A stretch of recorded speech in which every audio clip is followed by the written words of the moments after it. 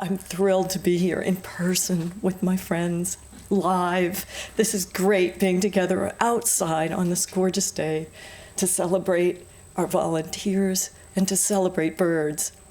And so I celebrate birds every day, as I know you do too. They are, after all, the wild animals, the only wild animals that we can pretty much count on seeing every day.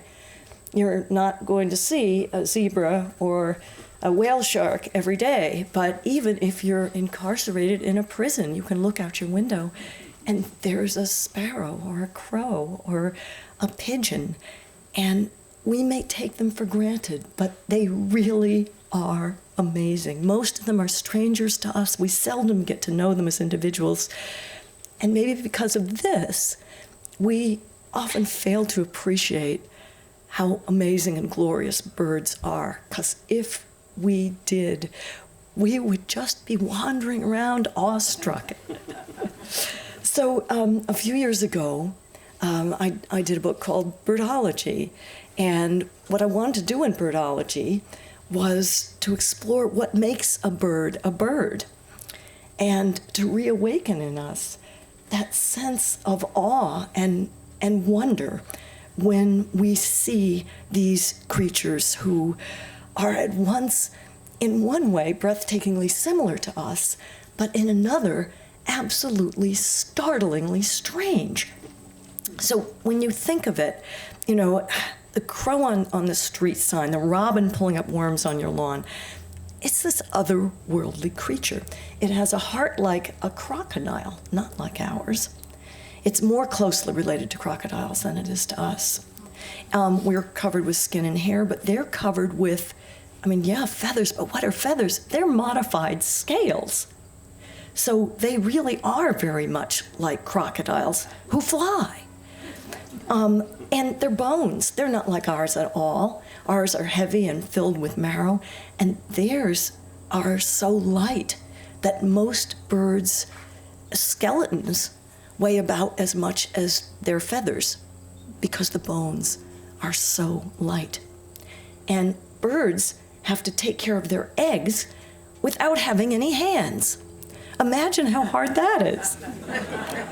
So really, no other scientific classification of living creature that we commonly see is so different from us as our birds. We think of birds as not even animals, although of course they are. We think of animals as mammals, but we're very closely related to all our fellow mammals.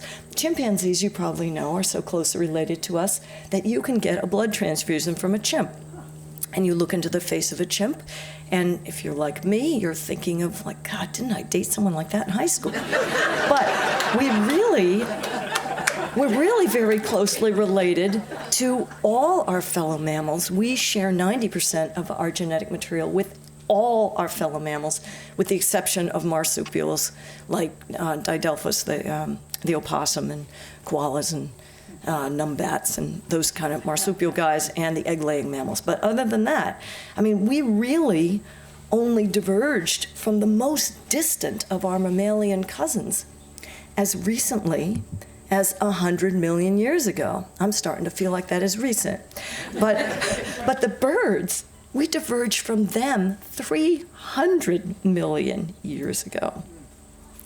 And yet, you can ask a bird a question in English and get a thoughtful, correct reply in English, as Dr. Irene Pepperberg did with her famous African gray parrot, Alex. Now, I didn't meet Alex, but I did get to meet some of his successors, but I had followed his career until his untimely death at age 31 in 2007. He spoke and understood more than 100 words, which is pretty cool. But what's really amazing that he used them to not only answer questions, but ask questions and convey concepts. Alex understood the concept of zero, which is pretty amazing. He made requests. He made jokes. He apologized when he got in trouble. I'm sorry. Sometimes when you'd be taking him back to his cage because he'd performed badly on a test, he was just doing it to mess with you, and I'm sorry. What you could do with Alex was you could point to a tray of things and say, Alex, what color? And he knew. He would say, green or yellow or whatever. What was more amazing is you could offer him a block, a green block and a green ring, and then ask, what's the same? And he would tell you color.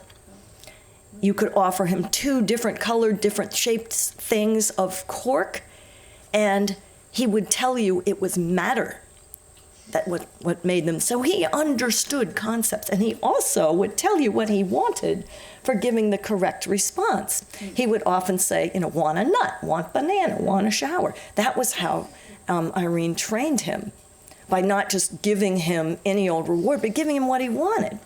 And during one test that he found particularly boring, he kept repeatedly asking for a nut, but she wasn't giving the nut because she had to go further.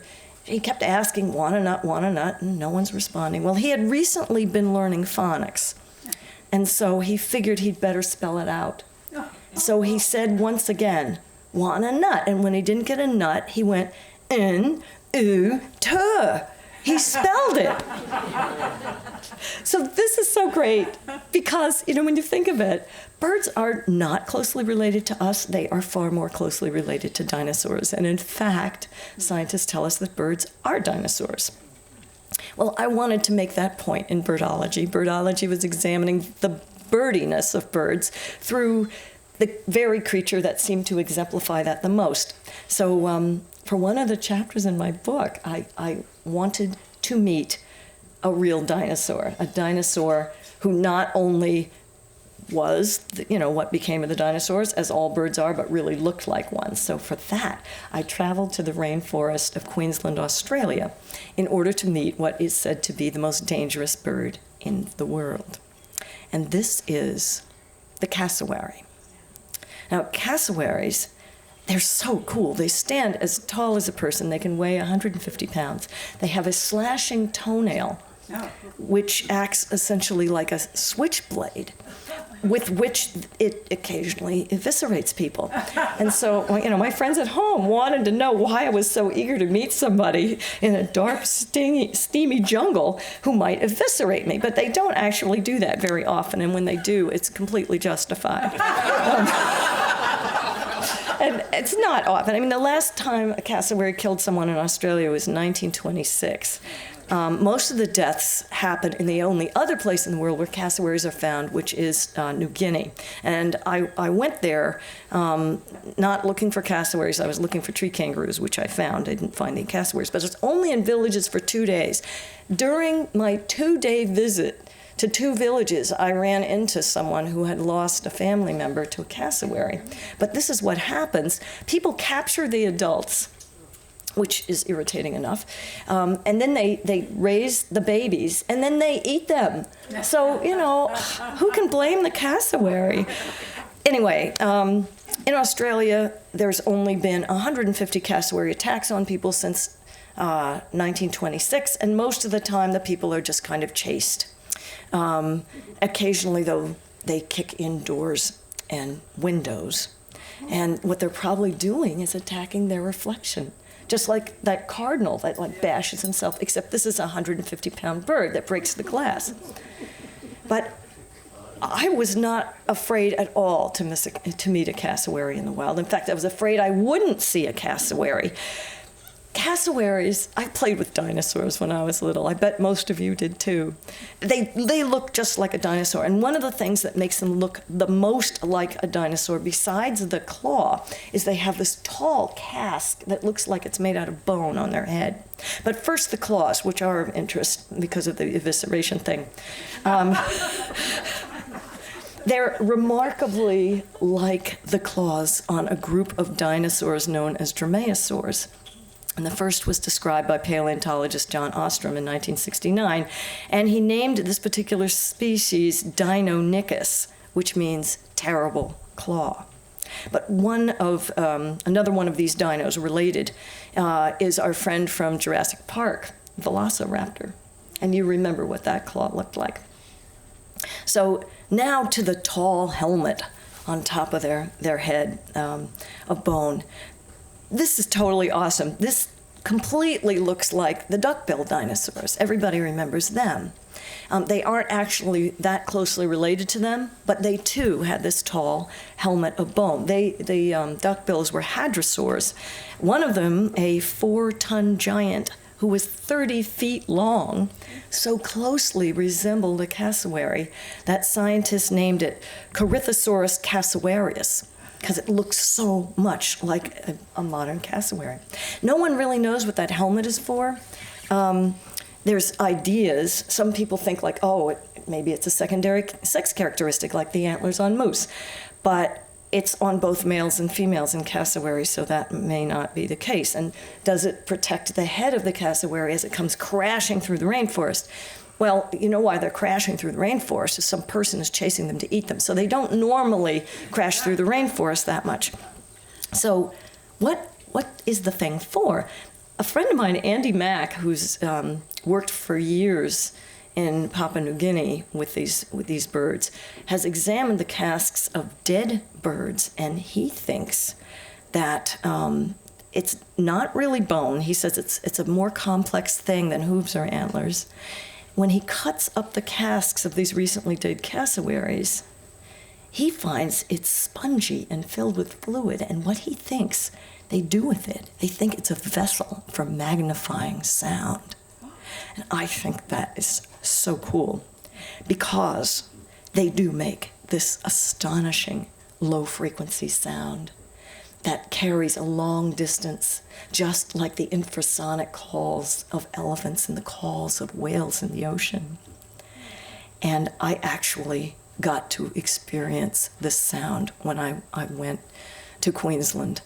And one day I was standing there and I felt this before I could feel it. It's like an earthquake, but it's not happening out there. It's also happening inside you. It's resonant and thunderous, and it rattles your bones.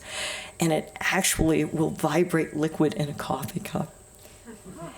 So to hear a cassowary calling like this in the forest, it is so much like listening to a dinosaur. A call that's carried across 160 million years of evolution since the birds split from their Drameasaur ancestors. And to be in the presence of a dinosaur, that was worth so much to me. Even though I did, in fact, emerge from the cassowary's forest dripping with blood. Now, this was not because I was eviscerated. I didn't even know what was wrong. I'd been thrashing around in the woods looking for the cassowary, not finding one, and waiting for my friends to pull up in their car. And I see them pull up, and I see them look at me, and their jaw drops in horror. And I'm like, is my bra strap showing? I mean, what is the problem? And I look down, and it looks like I've been shot because I have hundreds of leeches. Oh. They are really bad. Anyway. Much worse, I think, than anything the cassowary was going to do to me. But I did get to meet the wild cassowary, and it was on my last day in Australia. And I was sitting on this park bench, and I'd actually given up on seeing a cassowary because it was my last day.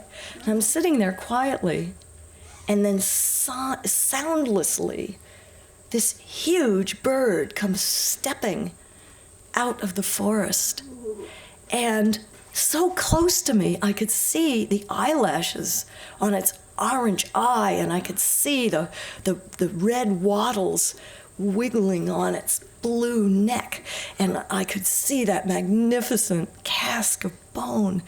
And even though there I was sitting there, this like strange mammal with yellow hair, and their eyesight, like all birds, is fantastic, much better than ours, and it surely saw me. It looked past me like I wasn't there, and it made me feel as if I really had somehow gone back into time, into a time before people, and got to look into the face of a dinosaur. But then, we do this every day. When we look outside at our bird feeders, the chickadee at your feeder is a close relative of the largest and most powerful carnivores that ever lived, because birds are descended from the carnivorous dinosaurs, not the duckbills, but the carnivorous dinosaurs like Tyrannosaurus rex. So these were the really fast, smart dinosaurs. Long before Archaeopteryx, which was called the first bird, lived, these fast, smart dinosaurs were covered with feathers, which is the defining characteristic of birds. And why? Why did they even have them? No one is even sure. The dinosaurs could not fly, but already they had this body plan that we see today in every bird. They have a relatively large skull to accommodate a big brain for a smart animal. They had long arms, and in many species they folded, which was like wing-like against the body. They had large hands with 3 fingers that would later become the tips of wings.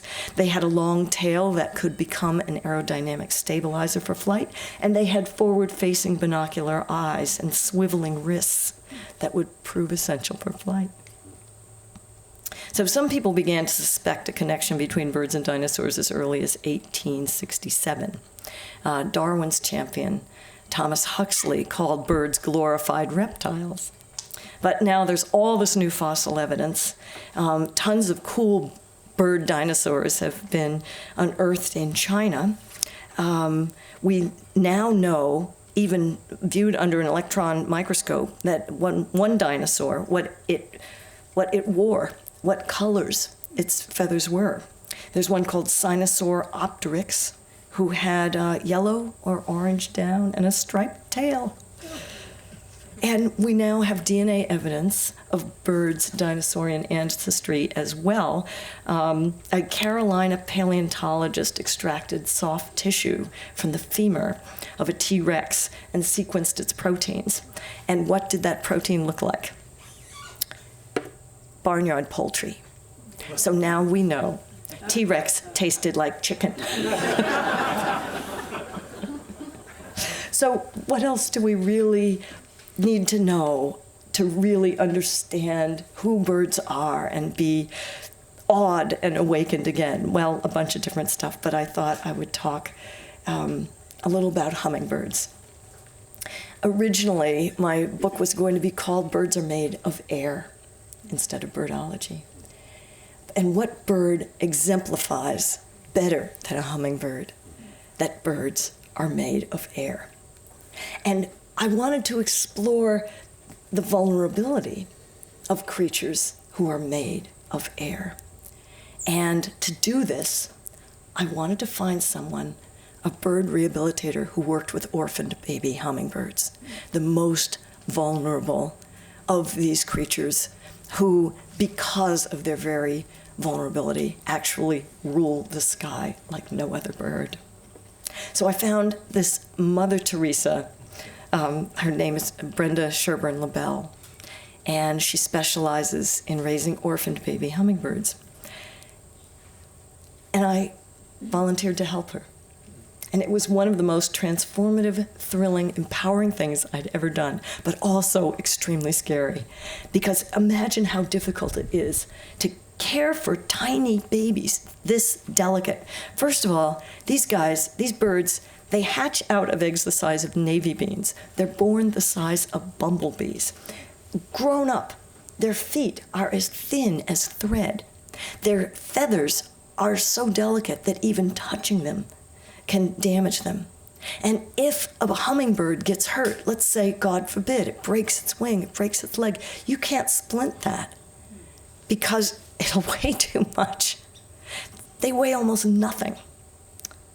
And helping them often kills them.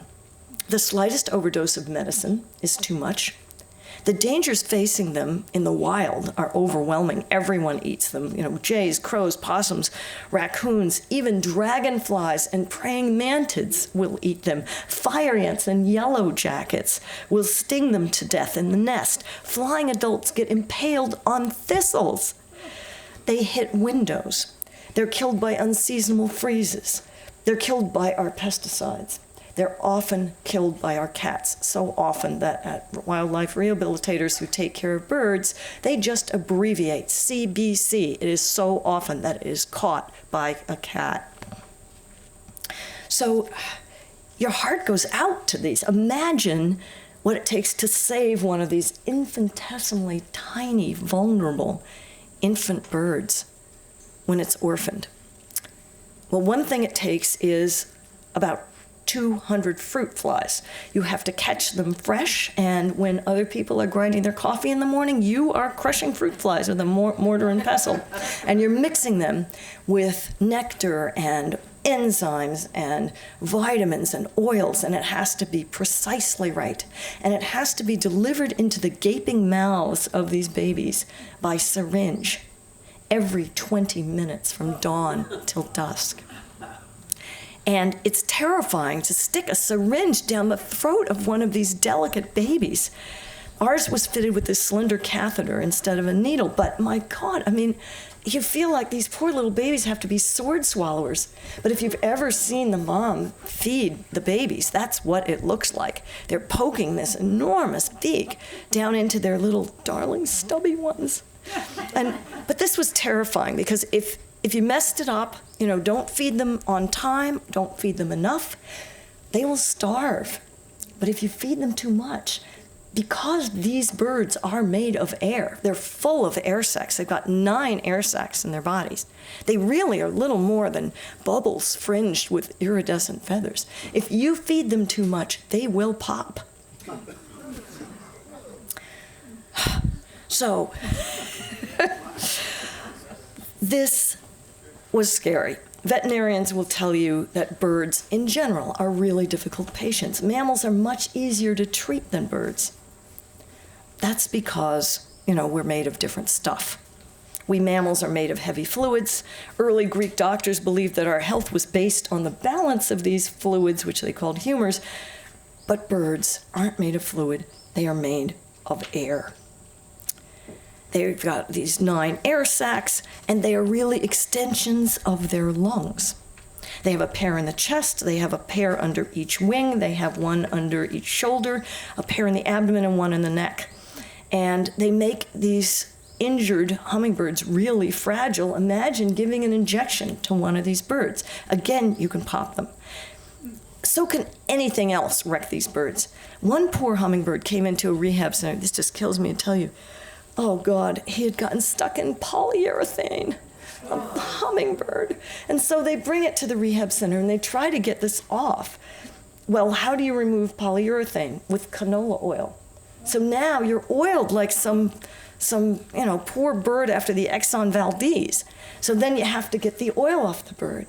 So they tried squirting water on it through a syringe, and that was enough to pop one of the air sacs. It's horrible. They really are just air wrapped in shimmering light. And by the way, the reason for the hummingbird's iridescence is also air. They have these little structures in their feathers called platelets, and they're not like the platelets in our blood. They're something else. They're filled with these microscopic air bubbles. And the shape and the thickness of each platelet and the amount of air inside determines the color that you see of the hummingbird. And the air bubbles diffract the light into colors that reflect back in that flash of iridescence that you see. So they're so vulnerable, they're so delicate, and the great irony is that this is what gives them their unrivaled power of flight, because alone among all birds, hummingbirds can really hover. They can also fly backwards. They can fly upside down. A mother hummingbird on the nest, it is so effortless for her to fly up and turn around and fly down like a helicopter. She does that instead of just turn on her legs. She'd rather just fly. All the numbers on these birds are amazing. Their speed is astonishing. The fastest bird in the world we know is the peregrine falcon. But if you're counting body lengths, the fastest bird in the world is a male Allen's hummingbird who's diving through the sky to impress a mate. and they dive at 61 miles an hour. They plunge at more than 60 feet per second, and in terms of body lengths, that speed bests even the space shuttle. So this is why hummingbirds so astound us. Their wings beat so fast we can't even see it. It's a blur. They breathe 250 times a minute. Their hearts beat 500 times a minute, 15 times as fast as that of an ostrich. And they fly these vast distances, these little birds. The longest distance migrating bird in the world in terms of body lengths is also a hummingbird. It's the Rufus Hummingbird out west, which has this emerald crown. It migrates from Mexico to nest in Alaska. And even our little ruby throats fly 500 miles from the east coast across the Gulf of Mexico. So to fuel a life like this, a wild adult hummingbird has to visit 1,500 flowers and eat 500 to 700 insects every day. Many of us don't realize that they really depend on the insects as well as the nectar from flowers, but they are absolutely essential. So this tiny, fragile, impossible creature lives large, has a huge appetite, Herculean feats, and almost miraculous powers. And remember the bird I was telling you about who got stuck in the polyurethane? That bird survived.